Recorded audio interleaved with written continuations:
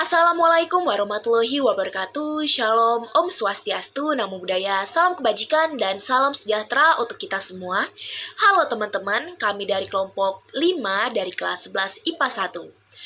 Sebelumnya, perkenalkan nama saya Patricia Iwanita Effendi dari kelas 11 IPA 1, nomor absen 32. Di sini saya bersama teman-teman saya. Saya Yudian Susanti dari kelas 11 IPA 1, absen 8. Saya dari kelompok 5. Perkenalkan, nama saya Aisyah Wulandari dari kelas 11 IPA 1 absen 10. Perkenalkan, nama saya Siti Fadila Harun dari kelas 11 IPA 1, nomor absen 36 dari kelompok 5. Perkenalkan, nama saya Muhammad Irfani Saputra, absen 26.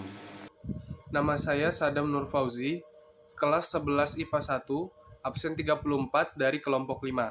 Nah, dalam video kali ini kami akan menjelaskan tentang tokoh pahlawan nasional yang pastinya kalian sudah familiar banget nih, yaitu Insinyur Soekarno. Oke, langsung saja kita bahas ke penjelasan yang pertama. Insinyur Soekarno adalah Presiden pertama Republik Indonesia, sekaligus tokoh proklamator negara ini. Insinyur Soekarno atau akrab dipanggil Bung Karno, lahir pada 6 Juni 1901 di Surabaya, Jawa Timur. Bung Karno juga dikenal sebagai putra Sang Fajar karena lahir saat fajar menyingsing. Beliau wafat pada 21 Juni 1970 di Jakarta. Bung Karno adalah anak dari pasangan Raden Sukemi Sosrodihardjo dan Ida Ayu Nyoman Rai. Ibunda Bung Karno merupakan bangsawan Bali. Kedua orang tua Soekarno bertemu saat sang ayah menjadi guru di Bali. Soekarno lahir dengan nama Kusno yang diberikan oleh orang tuanya. Akan tetapi, karena ia sering sakit, maka ketika berumur 11 tahun, namanya diubah menjadi Soekarno oleh ayahnya. Namanya tersebut diambil dari seorang panglima perang dalam kisah Bharatayuda, yaitu Karna. Nama Karna menjadi Karno karena dalam bahasa Jawa huruf A berubah menjadi O, sedangkan awalan Su menjadi arti baik. Soekarno kecil dirawat kakeknya bernama Raden Harjodikromo di Tulungagung. Soekarno kembali tinggal dengan bapak dan ibunya pada 1909 di Mojokerto. Insinyur Soekarno atau akrab dipanggil dengan Bung Karno adalah anak dari pasangan Raden Sukemi Sosrodihardjo dan Ida Ayu Nyoman Rai. Karena sakit-sakitan, Soekarno kecil dirawat kakaknya bernama Raden Harjodikromo di Tulungagung. Soekarno kembali tinggal dengan bapak dan ibunya pada tahun 1909 di Mojokerto. Sejak kecil, Soekarno sudah menjadi anak yang berprestasi, bahkan mampu menguasai banyak bahasa. Pada tahun 1915, Soekarno tinggal di rumah sahabat ayahnya, Haji Umar Said Cokroaminoto yang merupakan pendiri Serikat Islam. Sejak itulah Soekarno mulai mengenal dunia perjuangan. Di masa hidupnya, Soekarno telah menikahi sejumlah perempuan, yaitu Siti Utari Djokoraminoto, Inggit Ginarsi, Fatmawati Hartini, Ratna Sari Dewi, Haryati, Kartini Manopo, Yurik Sanger, dan Heldi Jafar. Atas pernikahannya tersebut, Soekarno dikaruniai 11 orang anak.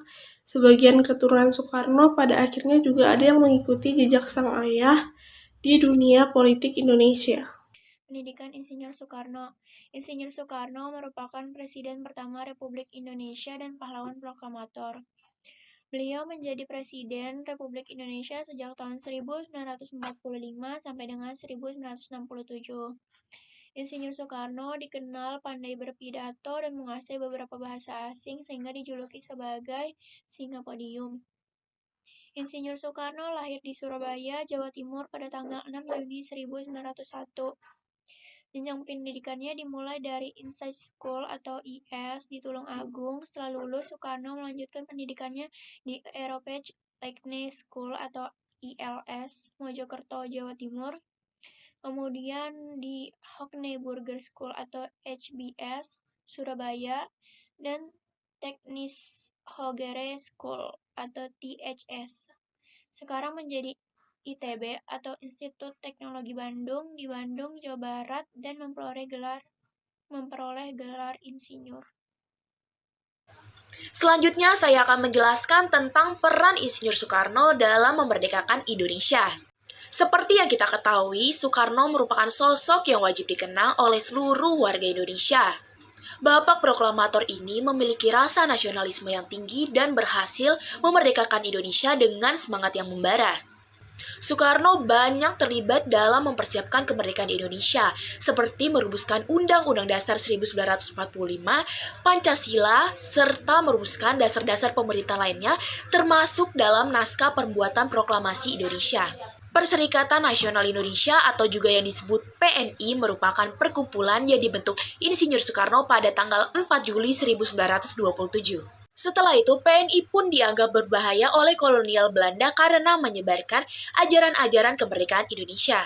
Setelah kejadian itu, Soekarno pun ditahan dan ditangkap oleh pemerintah kolonial Belanda. Setelah ditahan dan dituduh ingin menggulingkan kekuasaan kolonial Belanda, Soekarno pun membacakan pidatonya dengan sekencang-kencangnya yang berjudul Indonesia Menggugat pada tahun 1930. Pada pidato tersebut bukan tentang pembelaan terhadap dirinya sendiri, tetapi pembelaan terhadap bangsa Indonesia.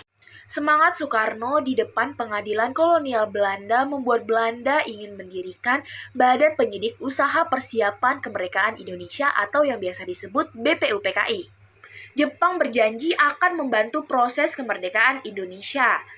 Sebagai salah satu tokoh intelektual, Insinyur Soekarno pun bergabung dalam BPUPKI. Pada sidang BPUPKI tanggal 1 Juni 1945, Soekarno mengemukakan 5 dasar negara yang akan menjadi acuan pada saat Indonesia merdeka nanti. Insinyur Soekarno juga tergabung dalam anggota Panitia 9 yang bertugas untuk merumuskan dasar negara Indonesia. Selain itu, beliau juga tergabung dalam Panitia Perumusan Undang-Undang Dasar Negara Republik Indonesia. Pada Agustus 1945, Soekarno diundang oleh Marsekal Terauchi, seorang pimpinan Angkatan Darat wilayah Asia Tenggara ke Dalat, Vietnam.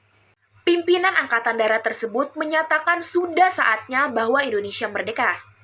Selain itu, urusan proklamasi kemerdekaan Indonesia merupakan tanggung jawab dari warga negara Indonesia sendiri. Setelah menemui Marsekal Terauchi di Dalat, Vietnam, terjadilah peristiwa Rengas Dengklok pada tanggal 16 Agustus 1945, di mana tokoh pemuda dari PETA menuntut agar Soekarno dan Hatta merumuskan hasil proklamasi kemerdekaan Indonesia. Sebab pada saat itu Indonesia terjadi kekosongan kekuasaan. Kemudian pada tanggal 17 Agustus 1945, Insinyur Soekarno mengumumkan hasil rumusan proklamasi kemerdekaan Indonesia tepatnya di halaman rumahnya jam 10 pagi di Jalan Pegangsaan Timur nomor 56. Bacaan teks proklamasi tersebut dihadiri dengan suasana khidmat dan inilah momen bersejarah bangsa Indonesia menjadi bangsa yang merdeka. Wafatnya Insinyur Soekarno. Pada 21 Juni 1970, Presiden pertama Republik Indonesia sekaligus sang proklamator Soekarno menghembuskan napas terakhirnya. Bung Karno menghembuskan napas terakhir di RSPAD Gatot Subroto, Jakarta akibat sakit yang dideritanya. Di saat-saat terakhirnya itu, Bung Karno didampingi oleh anak-anaknya yakni Guntur Soekarno Putra, Megawati Soekarno Putri, Rahmawati Soekarno Putri, dan Sukmawati Soekarno Putri, serta Guru Soekarno Putra. Akhir hayat Bung Karno besar jauh dari hiruk-pikuk politik dan kekuasaan. Sebabnya ia tak lagi punya kekuasaan politik sejak peristiwa G30 SPKI terjadi. Usai peristiwa berdarah itu, Soekarno kehilangan dukungan dari Angkatan Darat lantaran jenderal-jenderal mereka yang menjadi korban di tengah kian meruncingnya konflik dengan PKI. Maijen Soeharto kala itu maju untuk mengambil alih kekosongan kursi kekuasaan. Lewat surat perintah 11 Maret atau Super Semar, ia mendapat mandat untuk menjadi pemimpin tertinggi menggantikan Bung Karno. Pada 1967, Bung Karno terusir dari Istana Merdeka dan Istana Bogor. Tak hanya dipreteli kewenangannya, ia pun menjadi tahanan Orde Baru. Soekarno mulanya menempati Istana Batu Tulis di Bogor, Jawa Barat, sebagai tempat penahanannya. Namun pada 1969, Bung Karno dipindahkan ke Wisma Yaso, Jakarta. Hari-hari di Wisma Yaso dilalui Bung Karno penuh kesepian sebagai tahanan Orde Baru. Dia dilarang bertemu dengan teman-temannya yang kebanyakan merupakan tokoh-tokoh politik kala itu. hingga akhirnya penyakit yang menggerogoti tubuhnya kian parah. Bung Karno pun dilarikan ke RSPAD Gatot Subroto pada 11 Juni 1970.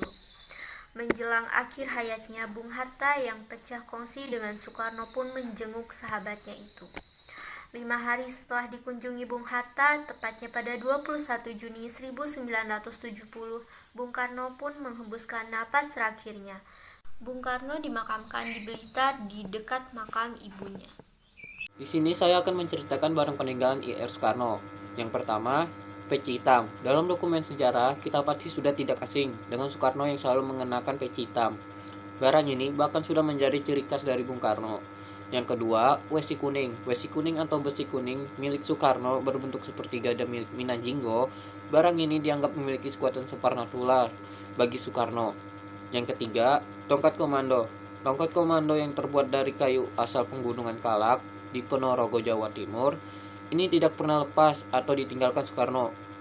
Bahkan sampai kunjungannya ke luar negeri, tongkat ini tetap dibawa oleh Soekarno. Tongkat ini sudah menjadi barang yang wajib Soekarno bawa kemana saja. Yang keempat, keris peninggalan Perang Puputan.